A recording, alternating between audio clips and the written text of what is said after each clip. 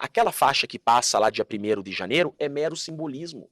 Você passar o seu poder é quando você entrega as Forças Armadas. Ou seja, 8 de janeiro, o presidente Bolsonaro não tinha as Forças Armadas. No 8 de janeiro, o Exército, a Marinha e a Aeronáutica eram do Lula. O comandante do GSI era o G. Dias. E aquelas pessoas naquela praça, elas têm o direito de querer o que elas quiserem. A partir do momento que elas iniciam um ato de execução, elas vão responder pelos crimes. Então quem pichou o muro vai responder por pichar muro. Quem quebrou vidro vai... Por quê? Porque as condutas não tinham potencialidade de depor o governo. Mas tinha potencialidade de criar o caos para que se permitisse uma deposição do governo. Mas quem ia depor? Se as Forças Armadas não... Quem ia depor? Veja, quem ia depor? Quem ia assumir o governo se as Forças Armadas eram do Lula? Isso que eu tô falando. Existiu uma guerra de narrativas aqui, houve uma manipulação houve uma manipulação da imprensa tradicional, houve uma manipulação da opinião pública e as pessoas estão acreditando que gente de camisa verde e amarela querendo algo é crime. Isso não é. Veja, como depor um governo constituído, que já tomou posse e que todas as forças são do Lula. Desculpa, mas quando você conhece o cenário penal, é uma infantilidade tão grande. Mas então tá todo mundo errado aí Tá nessa todo parada? mundo errado. Os presos são por isso da anistia. Quem deu o golpe foi quem acusou essas pessoas. E aí você fala em opinião pública, mas a opinião pública é contra a anistia, majoritariamente. As pesquisas indicam Quais isso. pesquisas? Eu tenho aqui 2 pesquisas, uma do Datafolha... Pra você ver como a imprensa tradicional tá fazendo efeito.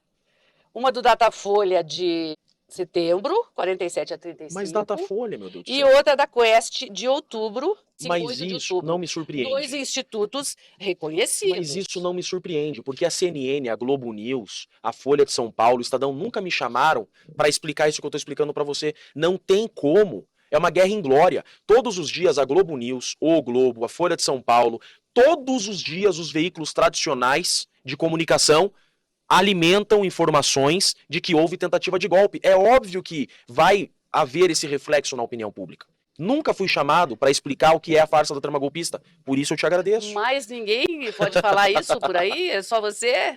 Como muitas pessoas têm um inimigo em comum, vê no Bolsonaro, no bolsonarismo, um inimigo político, estão fechando aos olhos a ilegalidades gritantes que estão sendo praticadas pelo Poder Judiciário.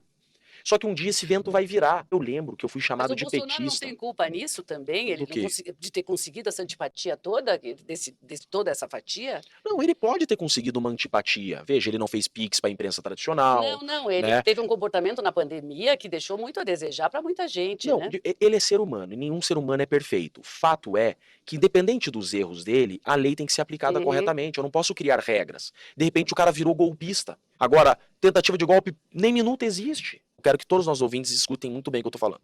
Quando nós criamos o Estado com uma finalidade, que o Estado proteja nossos direitos e nossas pretensões. Esse Estado se volta contra o povo, é o famoso Leviatã. Isso é o Leviatã. O Estado cresce tanto que ele se volta contra o povo. Vem um cara chamado Montesquieu e ele diz o seguinte, há uma forma de frear esse Estado, tripartição de poderes. Você divide esse Estado em executivo, que é o síndico do prédio, legislativo, que é o povo que tem o poder, e judiciário, que vai executar as leis criadas pelo povo. É assim que nós temos.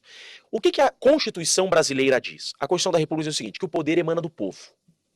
E quando outros poderes começarem a invadir o poder do povo e desrespeitar o povo tem que retomar o poder. Ou seja, quando a Suprema Corte, por exemplo, deixa de cumprir a Constituição, deixa de aplicar o Código de Processo Penal e começa a criar suas próprias regras, isso é um estado de exceção.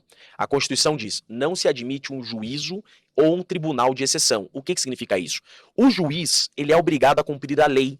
Ele não pode, em hipótese alguma, excepcionalizar a regra. Como, por exemplo, a ministra Carmen Lúcia disse. Não, nesse caso, nós vamos cercear as redes sociais. Só nesse caso. Nós já queimamos bruxa com esse argumento de só nesse caso. Um Estado de Direito, você tem a diferença entre o Estado de Direito e o Estado de Exceção no Estado de Direito não há exceção à regra. Em um estado de exceção, você cria suas próprias regras, desconsiderando as leis do povo. Por que eu falo em 2/3 do Senado? Pode ser que o ministro do STF não venha a ser impeachmentado.